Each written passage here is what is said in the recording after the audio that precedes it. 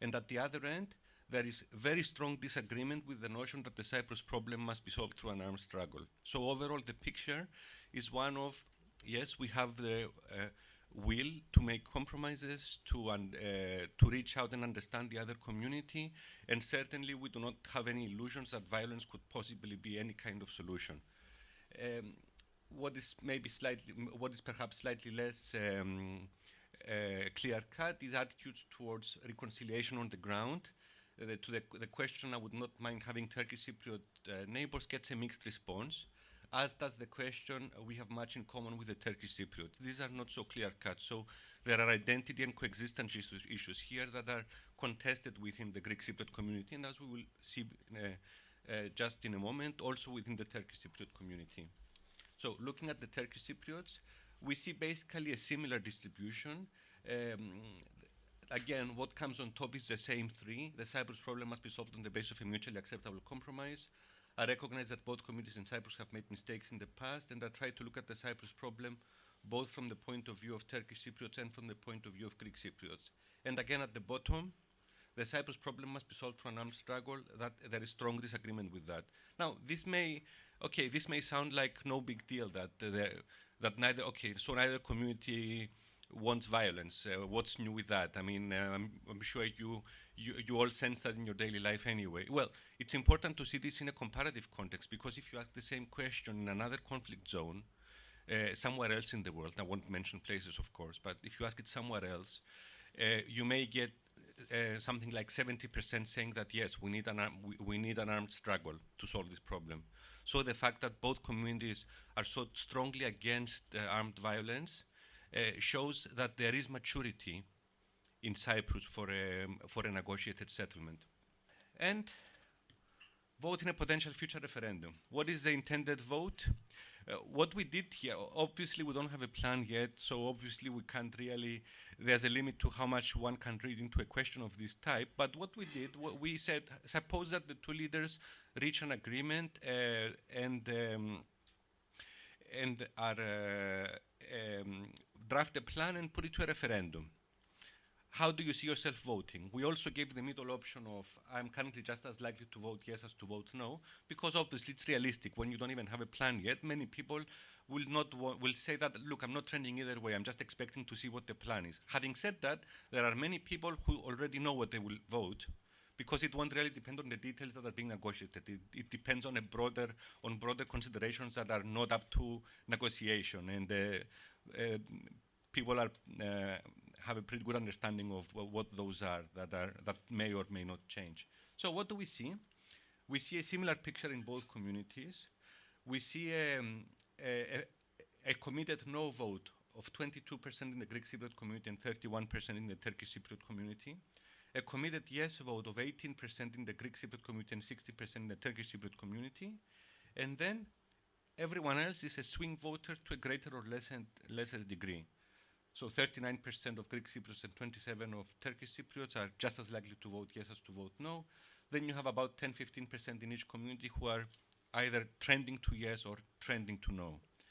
What is the message to get from this? That what will happen in a future referendum will still very much depend on what is on how the rest of the negotiations proceed, and also how public communication is managed.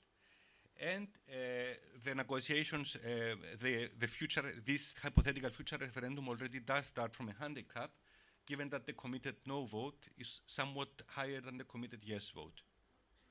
But, so where will all this go? Will all this go to yes, or will all this go to no? This is the challenge. This is the challenge for the future. I think I will pass the floor to my colleague Erol Kaymak, who will take you into the substantive aspects of the peace process and the findings we have there. Okay. Thank you for passing off the baton. I will try to be economical with time. Yes? You hear me now? Okay. So we're in the stretch now, so thank you for your patience. We're going to discuss security, property, and governance in that order, considering that those were the priorities that you saw previously in the poll. Of course, security is a very complicated dossier, but he will only give you a few slides here. Yes. No. No, I'm going the wrong direction. Yeah. Okay, now I'm acclimated.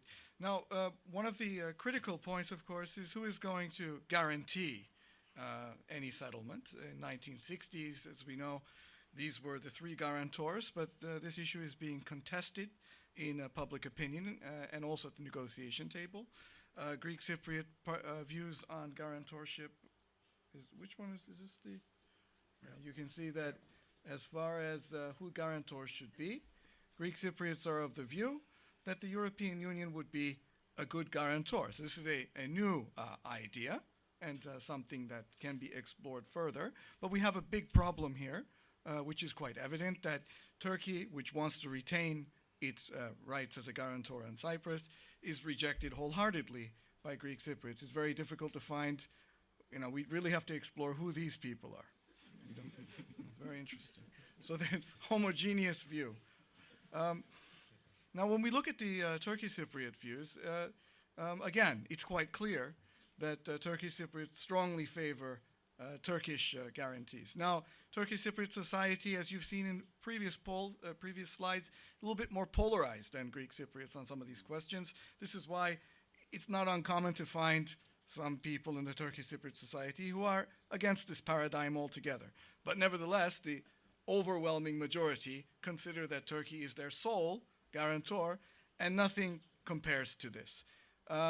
What is somewhat encouraging here is that you can see that the European Union isn't necessarily rejected out of hand by Turkish Cypriots. So Greek Cypriots consider European Union to be a viable guarantor, and of course, technically speaking, from a constitutional standpoint, European Union would be some form of guarantor because it is responsible for the implementation of the acquis. So that's just a comment. Right, this way. Moving on, we have another problem, the problem of transitions. As we know, whatever settlement we have, it will entail some form of demilitarization or at the least withdrawal of troops from certain territories in the event of territorial adjustment and so on. And the question is, what this timetable should look like. Should it be immediate or should it be phased in? You will recall from the previous Annan plan that there were different variations of this model. Some of them included the complete withdrawal of Turkish troops in the event of an accession of Turkey to the European Union. And so there are all sorts of different alternative models that can be thought of. So when we look at this, we notice that the Greek Cypriots are of the view that Turkish troops should immediately withdraw. In other words, Greek Cypriots are not open to alternative transitional models. This is somewhat problematic, from a practical standpoint, because as we know, there is not going to be immediate withdrawal of troops, even if there was an agreement that there would be demilitarization on the island. There would necessarily be a timetable. So when we look at the other alternatives, we see very little support. There seems to be some possible tolerance of Greek and Turkish troops remaining for 3 years after a settlement. But when we see these other incentives, for instance, Greek and Turkish troops remain until Turkey joins the European Union, which is the obvious incentive, Greek Cypriots are not necessarily open to this, so it makes it difficult to discuss a deal.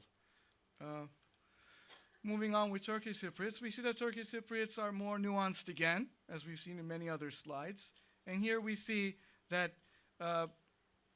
Turkish Cypriots basically would prefer that troops remain permanently after a settlement. There is some variation there. There are a significant number of Turkish Cypriots who have a different view. I'm sorry, I think I reversed the order there. Greek and Turkish troops remain permanently after a settlement. Turkish Cypriots generally think that this is okay. There is some, again, division in the Turkish Cypriot society. But the notion that Greek and Turkish troops should depart immediately garners the least amount of support. So we do see that in the security dossier, we have significant contradictions. Moving on to property. One of the interesting things, of course, in the negotiations is whether